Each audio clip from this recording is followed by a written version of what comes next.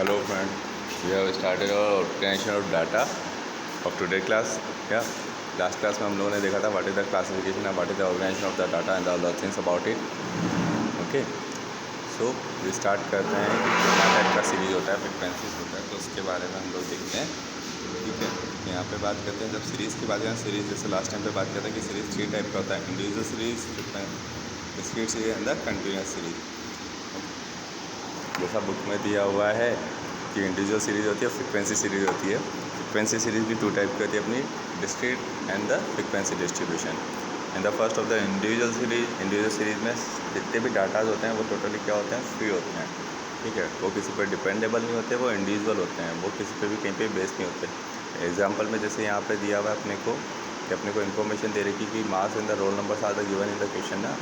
So it is the individual series top. ठीक है ना, according to the serial number. कई बार क्वेश्चन में सीरियल नंबर भी दे रखे होते हैं, उसके साथ साथ अपने को मार्क्स दिए हुए होते हैं, या फिर ascending and the descending order में भी हमें डाटा अवेलेबल हो सकते हैं. यहाँ पे दिया हुआ है जैसा. ठीक है, तो जैसे यहाँ पे एग्जांपल दे रखा है, टेबल नंबर 6 में देखेंगे तो पूरे डाटा दिए हुए थे. उस डाटा को हम लोग या तो असेंडिंग एंड डिसेंडिंग ऑर्डर में भी अरेंज कर सकते हैं. इसके बाद बात करते हैं frequency series. What is the frequency series? Frequency series और series with the frequency may be there are 2 type. First is the discrete series and the second is the continuous series.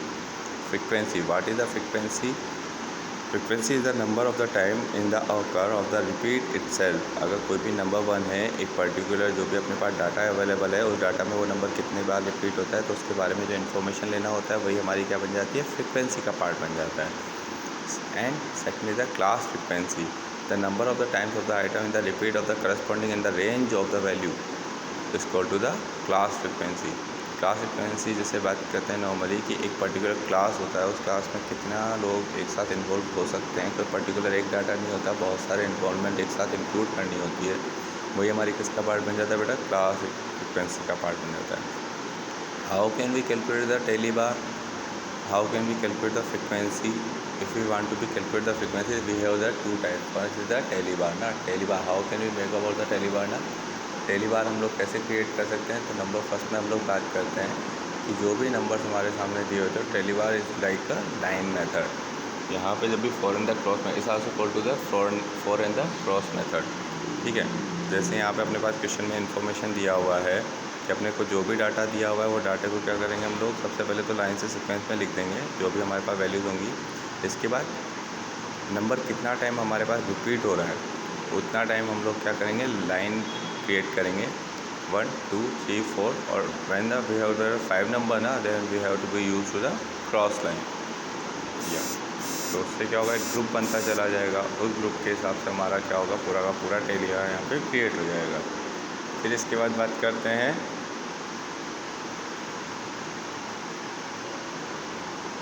Next discrete and the frequency area.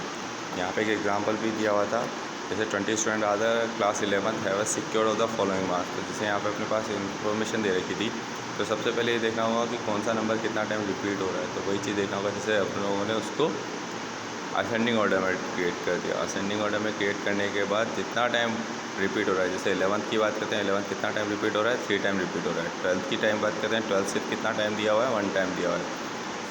14 कितना time दिया हुआ है, 4 time दिया हुआ है. 16 2 time दिया हुआ है. 17 5 टाइम दिया हुआ है. तो पहले 1 2 3 4 और the 5th line will be cross. Every 5 10 15 line will be cross ना. We have make the frequency. Next topic is the frequency distribution. It is a series which the item can not be exactly measure the item of the assume in a range. अगर हम लोग किसी particular item को अगर specify नहीं कर सकते तो उसको एक पर्टिकुलर रेंज की वैल्यूज देते हैं. जैसे यहाँ पे बात करते हैं, क्वेश्चन में एलेशन दिया हुआ था, the following table are the relation of the frequency distribution. The table show the difference of the class interval. हम लोगों ने बोल दिया 10 to 15 तक का कितना है, 15 to 20 तक का कितना है. तो 10 से लेकर के 14 तक के इन्वॉल्व होंगे फर्स्ट में. Then 15 will be not include in it, but 15 will be include in the next class ना. तो ये अपने को पूरा का पूरा यहाँ पे इन्फॉर्मेशन दिया हुआ है. Frequency distribution in the frequency arrange. तो ये हमें दिया हुआ था कि हम लोग इसको डिस्क्रीट सीरीज़ में भी शो कर सकते हैं और साथ के साथ साथ कंटिन्यूस सीरीज़ में भी शो कर सकते हैं. ठीक है, नेक्स्ट बात करते हैं कुछ इंपॉर्टेंट वर्ड्स होंगे. तो इंपॉर्टेंट वर्ड्स में नंबर फर्स्ट में जैसे बात करते हैं, नंबर फर्स्ट आता है अपना क्लास. तो बेसिकली बात करें क्लास जो भी हमारे दो रेंज होगी, जैसे 0 to 5 है तो 0 to 5 तक की होगी, 5 to 10 तक की होगी, 10 to 15 तक की क्लास होगी। Then class limits it's equal to the class interval also ना। तो हमारी एक क्लास इंटरवल कितना होता है, अगर बात करते हैं 0 to 5 है तो उसका क्लास इंटरवल कितना होगा, क्या उसी को बोलते हैं क्लास लिमिट भी बोलते हैं, इट्स अ 5। 0 to 10, 10 to 20 दिया हुआ है तो इनकी जो क्लास इंटरवल दिया हुआ है दोनों के बीच में डिफरेंस दिया हुआ है, कितना दिया हुआ है यहाँ पे 10, राइट। देन इसके बाद बात करते हैं हम तो magnitude of the class interval. तो यहाँ पे बात करें जो फर्स्ट क्लास होगी इसको बोलते हैं lower limit and the second is equal to the upper limit. First is equal to the L1 also and the second is equal to the L2 and the how can we calculate of the class interval L2 minus L1, यानी upper limit minus lower limit when we have get to the class interval. Next mid value, how can we calculate the mid value of the class interval. The formula is upper limited plus lower limited divided by 2, L plus L2 divide by 2। L1 is a lower class, L2 is a upper class. दोनों class को total करके और फिर उसका क्या करेंगे 2 से divide कर देंगे तो हमारी जो है क्लास इंटरवल आ जाती है। Next types of the frequency distribution, तो हम लोग फ्रिक्वेंसी को भी अलग अलग टाइप से डिस्ट्रीब्यूट कर सकते हैं, जैसे exclusive, inclusive, open end and series, cumulative frequency and the mid value frequency also. Exclusive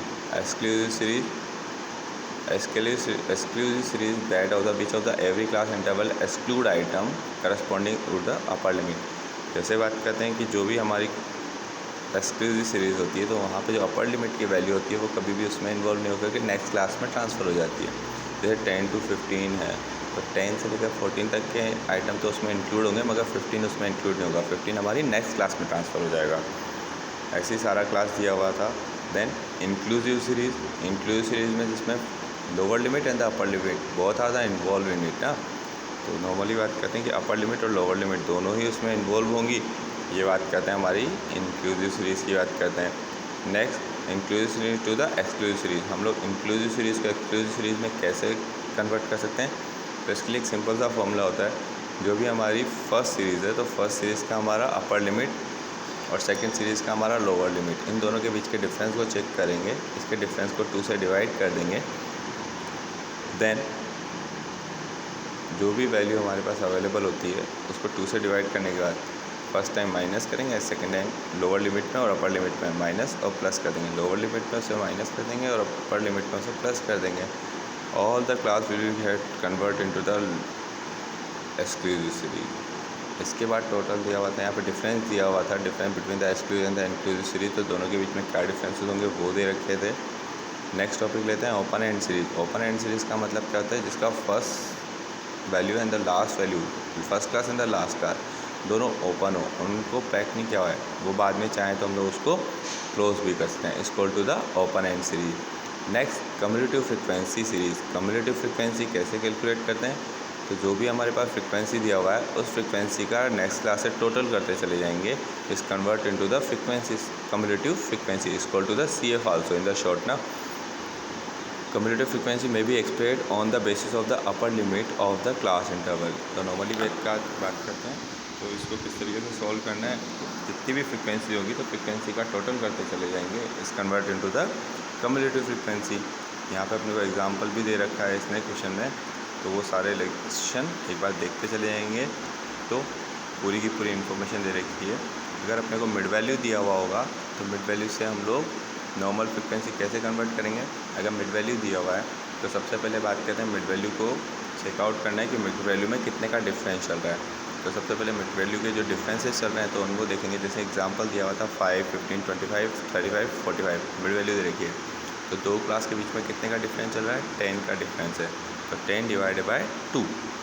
अगर इसको 2 से डिवाइड कर देंगे तो कितना आएगा अपना 5 आएगा। तो एक बार +5 कर देंगे, एक बार -5 कर देंगे, तो हमारी जो क्लास इंटरवल बन जाएगी 0 to 10, 10 to 20, और ये हमारा टॉपिक कंप्लीट हो जाएगा। तो बस पूरा का पूरा कुछ भी नहीं है, इसमें सिर्फ हमारे जो डाटा है उन डाटा को हम लोगों को किस तरीके से अरेंज करना है, पूरा का पूरा इन्फॉर्मेशन यही सब का दिया हुआ था। ठीक है, तो ये चैप्टर अपना कंप्लीट हुआ डाटा। Thank you.